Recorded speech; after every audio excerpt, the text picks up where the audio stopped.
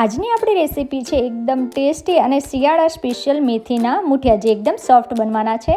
તો અહીંયા મેં મેથી છે એને બીટી તૈયાર રાખી હતી। હવે એને આપણે ઝીણી ઝીણી સમારી લેવાની છે અને એને આપણે ધોઈ લઈશું એક પાણીથી।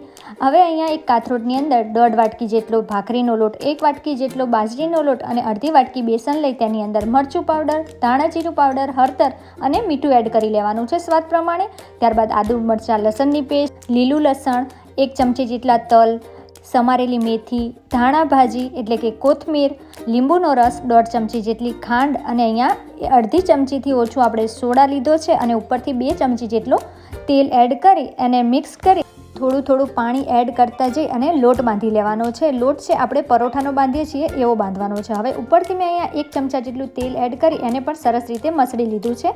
હવે આપણે એમાંથી એક લુઓ લઈ અને આ રીતના શેપ આપી દેવાનો છે અને આપણે ગ્રીસ કરેલી થાળીની અંદર એટલે કે ઢોકળિયાની થાળીની અંદર મૂકી દઈશું। તો આપણા મૂઠિયા છે એ રેડી થઈ ગયા છે। હવે એને આપણે વરાળમાં બાફી લેવાના છે હાઈ ફ્લેમ ઉપર 20 થી 25 મિનિટ માટે।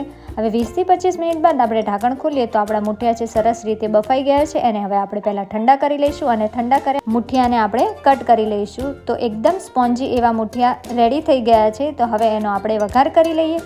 એક પેનની અંદર થોડું તેલ લઈ તેની અંદર રાઈ, જીરું, હિંગ, મીઠા લીમડાના પાન અને આ રીતના કટ કરેલા મરચાં લીધા છે। એને 1 મિનિટ માટે સોતે કરી 2 ચમચી જેટલા તલ લઈ લીધા છે અને તલને પણ આપણે તતડે ત્યાં સુધી એને સોતે કરી લઈશું। ત્યારબાદ બધા મૂઠિયા છે એ એડ કરી અને એને તેલ સાથે સરસ રીતે મિક્સ કરી લેવાના છે। તો રેડી છે આપણા એકદમ ટેસ્ટી અને હેલ્ધી એવા મેથીના મૂઠિયા। તો કેવી લાગી આજની રેસીપી?